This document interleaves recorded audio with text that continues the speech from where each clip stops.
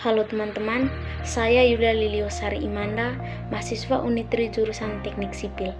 Pada video ini, saya akan menjelaskan materi mengenai sistem informasi geografis.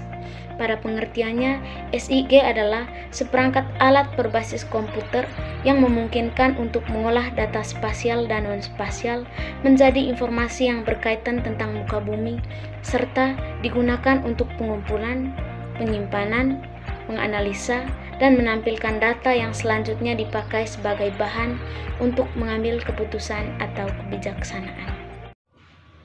Dari definisi dan deskripsi tentang SIG, dapat disimpulkan beberapa kemampuannya, yang diantaranya yang pertama, collection. Artinya mengumpulkan data dari berbagai sumber menjadi data berbasis SIG, misalnya data peta dengan menggunakan digitizer diubah menjadi peta digital. Yang kedua, storage, artinya menyimpan data dan informasi. Yang ketiga, manage of data, yaitu mengolah data dan memelihara data, serta mengintegrasikan data dari berbagai jenis data.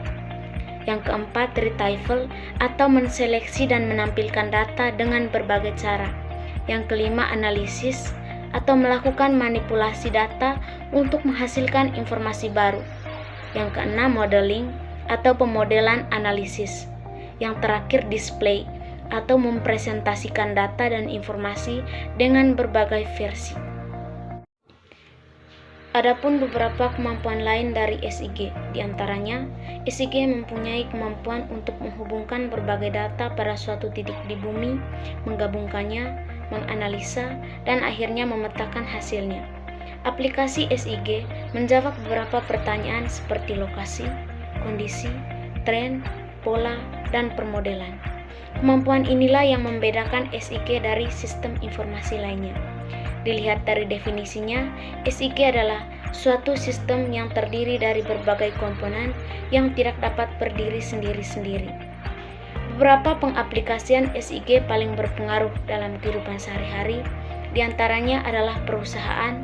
Yang pertama, perusahaan PDAM, PLN, Telkom, dan gas. Pada transportasi antar kota, biasanya dalam penggunaan Maps.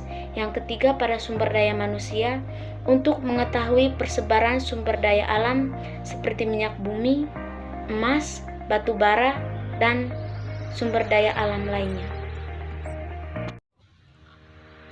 Keunggulan-keunggulan dari SIG. Yang pertama, penanganan data geospasial menjadi lebih baik dengan format yang baku. Yang kedua, revisi dan pemutakhiran data menjadi lebih mudah. Yang ketiga, data geospasial dan informasi menjadi lebih mudah dicari, dianalisis, dan direpresentasikan. Yang keempat, menjadi produk yang mempunyai nilai tambah. Yang kelima, kemampuan menukar data geospasial.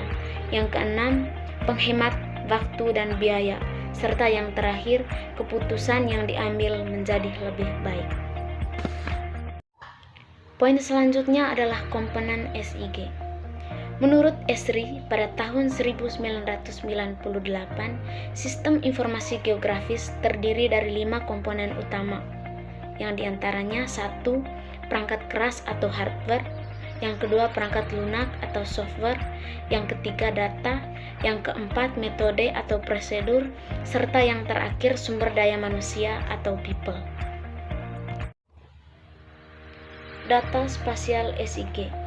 Data spasial SIG merupakan salah satu item dari informasi, di mana di dalamnya terdapat informasi mengenai bumi, termasuk permukaan bumi, di bawah permukaan bumi, perairan, kelautan, dan bawah atmosfer.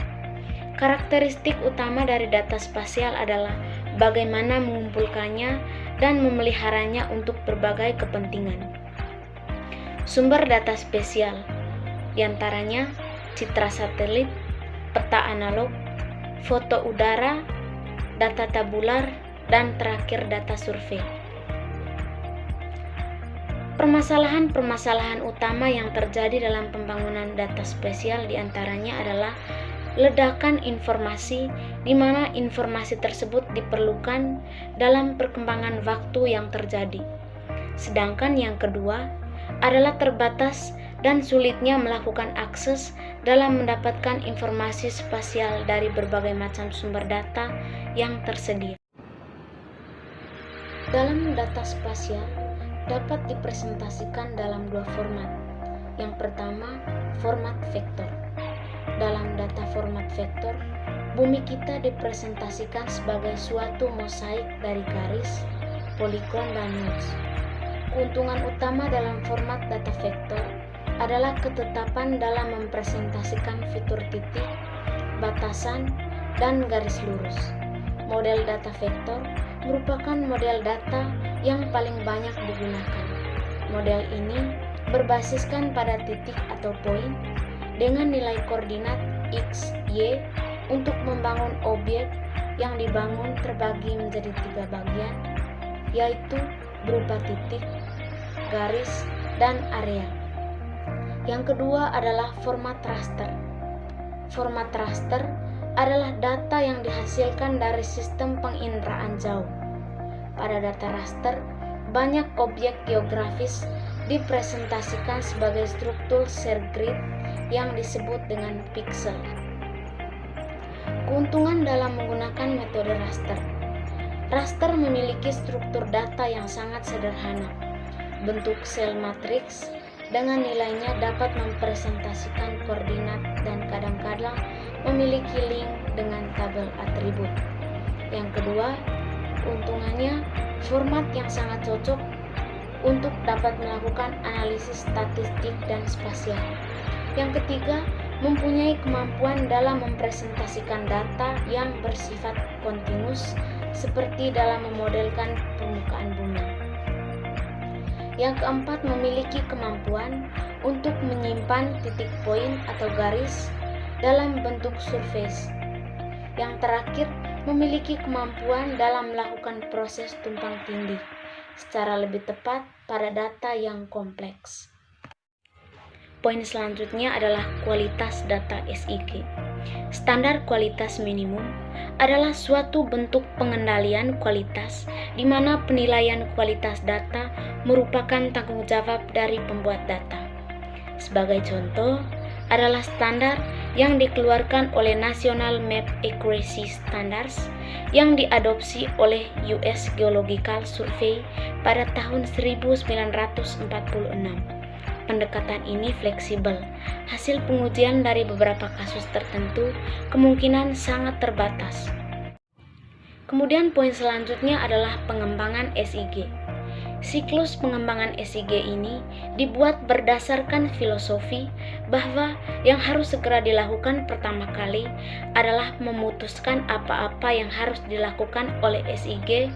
Kemudian aktivitas berikutnya adalah menentukan SIG bagaimana SIG akan melakukan setiap tugasnya. Baik, sekian video presentasi mengenai sistem informasi geografis dari saya. Harapannya semoga video ini dapat berguna dan tentunya menambah wawasan dari teman-teman semua. Sekian dan terima kasih.